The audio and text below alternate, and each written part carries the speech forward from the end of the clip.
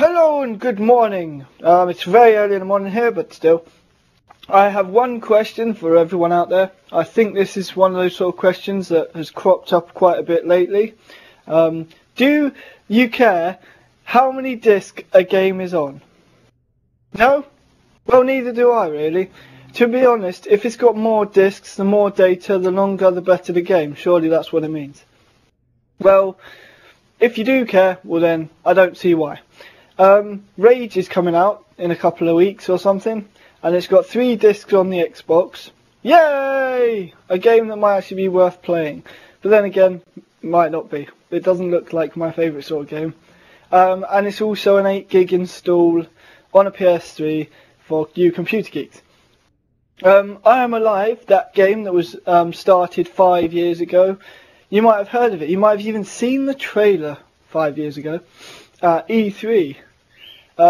They've finally got an ESRB rating on it, and it got an M for mature, which it got it for blood, intense violence, sexual themes, strong language, and many other things like that.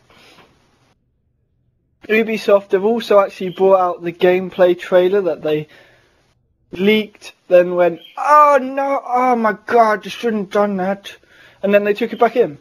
You could find it out there somewhere. I did find it again, but they've just re-released it. So I'm going to put a link in the description, as I usually do. And it looks... how to put this in... It looks crap.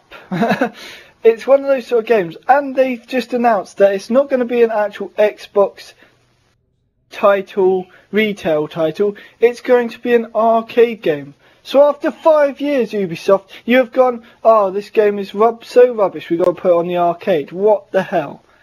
I don't understand your decision. But hey, it looks crappy, but it could turn around and I could be completely wrong. Go and have a look at the trailer yourself, put in the comments or something what you think about it after all this time. Next thing is, Crysis is firing up the Xbox and PSN on October 4th. So you'll have it this Wednesday coming, I think. It will be 1,600 Microsoft points. So if you've all got hundreds of pounds to waste on games that you've already played about 5 or 6 years ago, go ahead and enjoy the game. I've also got a list of games that are going to be released in the next couple of years.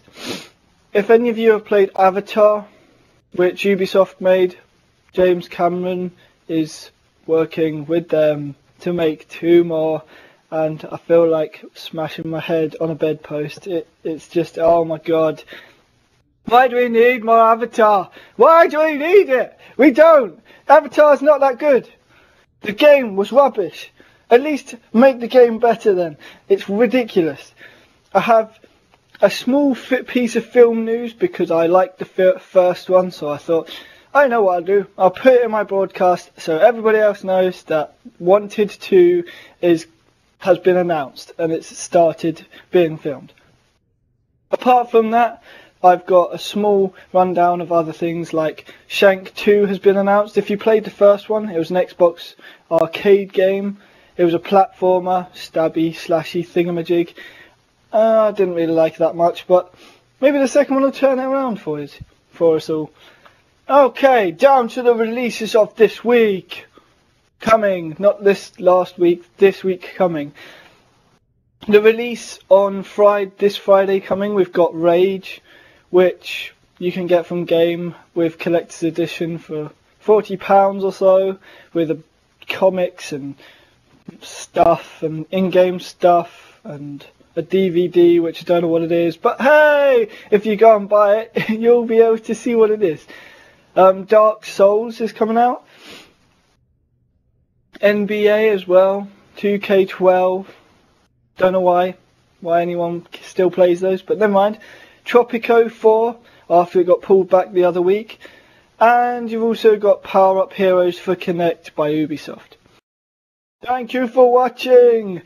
Put some replies and some comments in the bottom, in the comments and everything. If you don't, I will come over there and I will throw your Xbox out the window. Okay, thanks for watching. See you soon. Goodbye.